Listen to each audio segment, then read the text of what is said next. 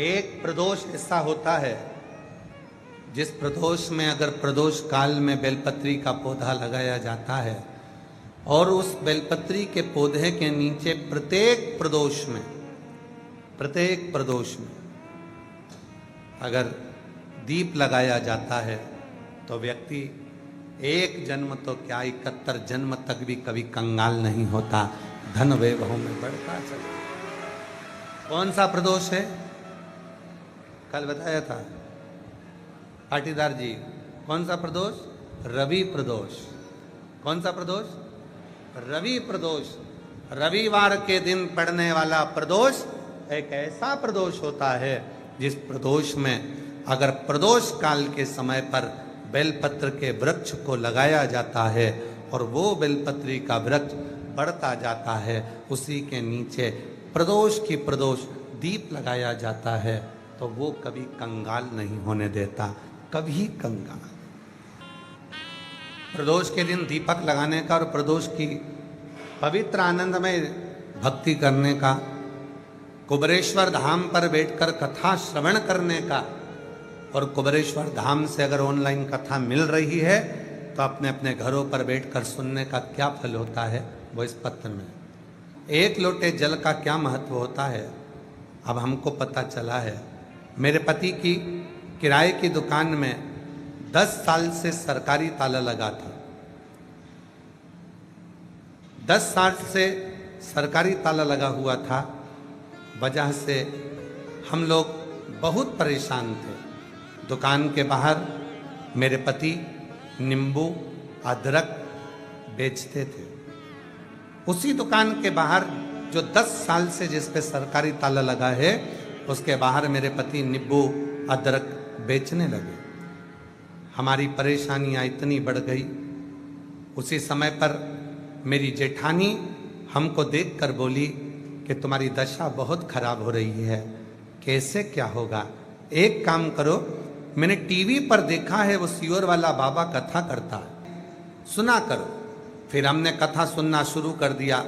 फिर आपके बताए हुए उपाय करने लगे और रोज मंदिर जाने लगे। सन 2023 में रुद्राक्ष महोत्सव में पहली बार आए और पहले दिन की कथा सुनी।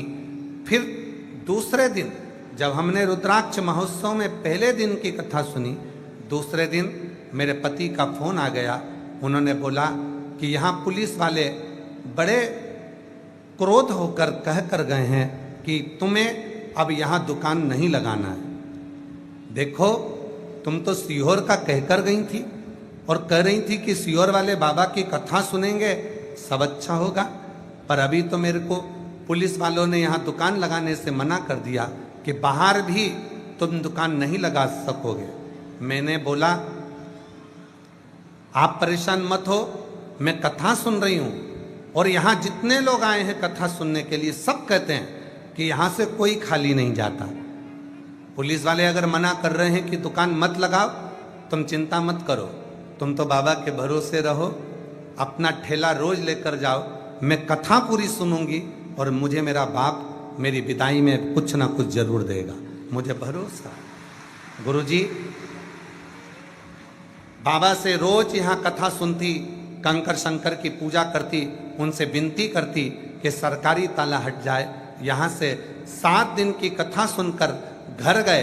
अगले दिन दुकान से मेरे पति आए और उन्होंने बोला कि तुम्हारे बाबा ने सुन लिया, कोई रुपया नहीं लिया और बाबा ने सरकारी ताला खोल दिया। और सरकारी ताला खुला। आज बाबा की ऐसी कृपा हो गई, जिस दुकान की कामना किराए से लेते थे आज वो खुद की हो गई और बाबा की कृपा से सारा बाबा ने संभाल लिया। गुरुदेव, लाइसेंस दूसरे का था दुकान का, आज बाबा ने वो खुद का बना दिया।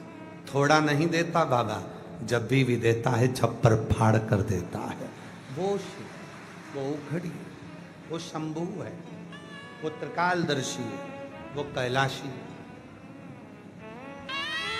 वो कैलाश। विश्वास किसको कहते हैं? भरोसा किसको कहते हैं?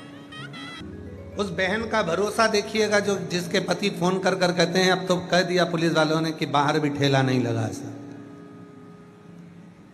और वो कथा सुनकर कहती है कि मुझे भरोसा है मेरा पिता मुझे खाली नहीं भेजे। भरोसा इसी को कहते, विश्वास इसी को कहते। मेरी जीजियों, मेरे जीजाओं, मेरी बेटियों बेटाओं, मेरे बुजुर्ग माँ बाप, चाहे आप ऑनलाइन कथा सुन रहे हो, घर बैठकर सुन रहे हो, टीवी पर सुन रहे हो, मोबाइल पर सुन रहे हो, चाहे जो भक्त यहाँ आए हैं वो सुन रहे हैं, विश्वास रखना कथा सुनकर जा रहे हो, ये कथा तुम्हें बोनस में मिली है, नहीं तो आए तो केवल बाबा की पूजन करने थे।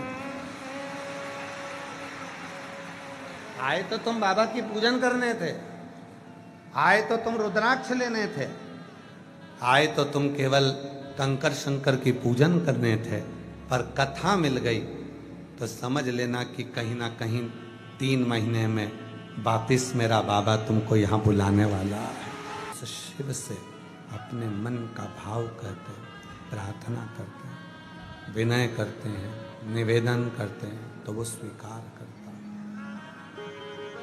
वो स्वीकार करता है। भरोसा शिव को प्रकट करता है।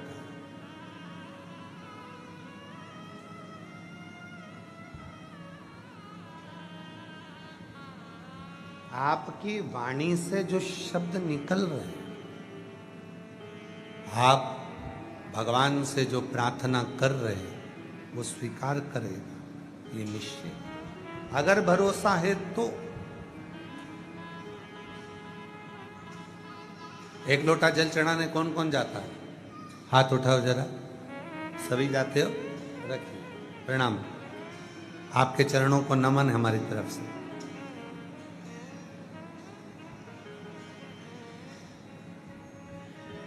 आप जब एक लोटा जल चढ़ाने के लिए जाते हो,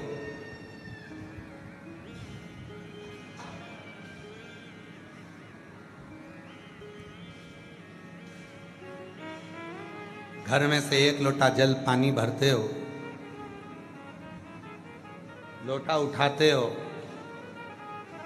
लेकर जल भरा, शिवालय तक गए। ढेरों काम घर में पड़े हैं।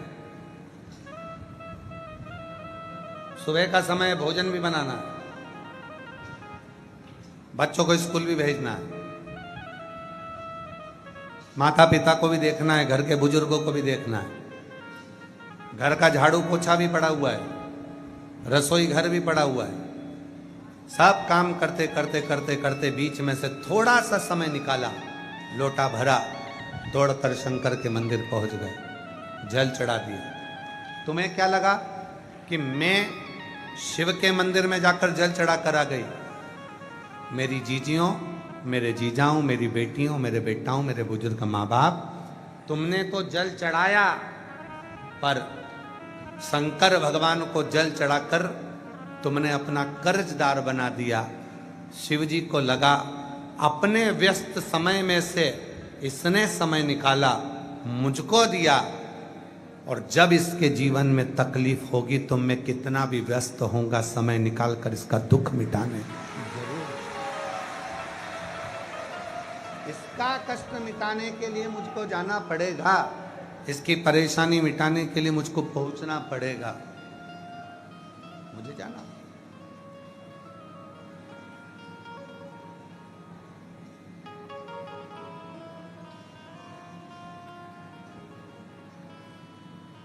एक राजा शिकार करने के लिए गया, उसके साथ में सैनिक भी था, मंत्री भी था, दोनों है।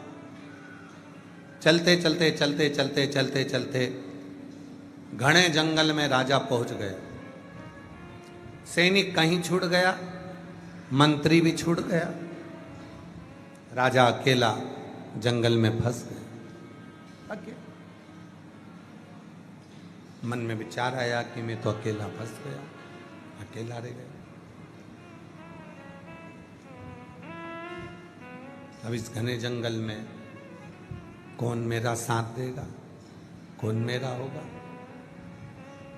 घने जंगल में फंसा हुआ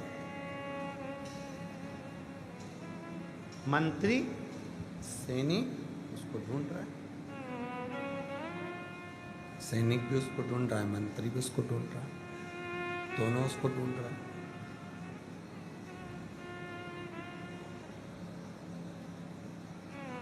मंत्री भी उसको ढूंढ रहे हैं, सैनिक भी उसको ढूंढ रहे हैं। एक संत बैठा हुआ था, उसके दोनों नेत्र नहीं थे। संत के दोनों नेत्र नहीं है, बैठा था। सैनिक निकला वहां से और सैनिक निकलकर तुरंत चिल्लाकर बोला, क्यों रे अंधे,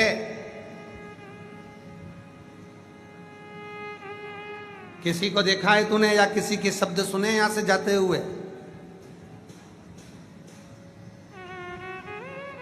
संत ने कहा, मुझे नहीं मालूम, कोई नहीं गया।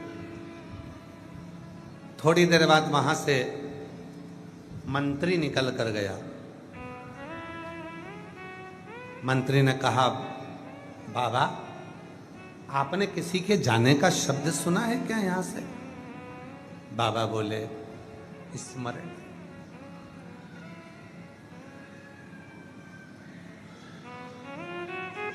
दोनों निकल गए। थोड़ी देर बाद वहां से राजा निकला, नीचे बैठा, चरणों में हाथ जोड़कर प्रार्थना करी, बाबा जी मैं नमन करता हूं आपके चरणों को। बाबा जी मैं भटक गया हूं रास्ता, मेरा सैनिक और मेरा मंत्री मेरे साथ में था, कहीं चला गया, मालूम नहीं पड़ रहा। इतने में अंधे बाबा ने कहा, तुम्हारा सैनिक और तुम्हारा मंत्री इस ओर गए हैं। राजा ने कहा, बाबा जी आपके तो नेत्र नहीं है, फिर आप कैसे कह सकते हैं कि सैनिक और मंत्री इधर गए हैं? बाबा जी ने कहा, एक व्यक्ति ने आकर मुझसे कहा था, अरे ओ अंधे, तूने किसी को जाते हुए सुना है, स्मरण किया? मैं समझ गया था ये कोई सैनिक हो सकता है। दूसरा आया था, उसने कहा, बाबा जी आपने किसी को जाते हुए सुना है? मैं समझ गया था कि कोई मंत्री होगा। और एक आप हाथ जोड़कर प्रार्थना कर कर मुझसे पूछ रहे हो, मैं समझ गया आप राजा हो। वो सैनिक था, मंत्री था, और आप राजा। एक प्रार्थना, एक निवेदन, एक प्रार्थना, एक निवेदन।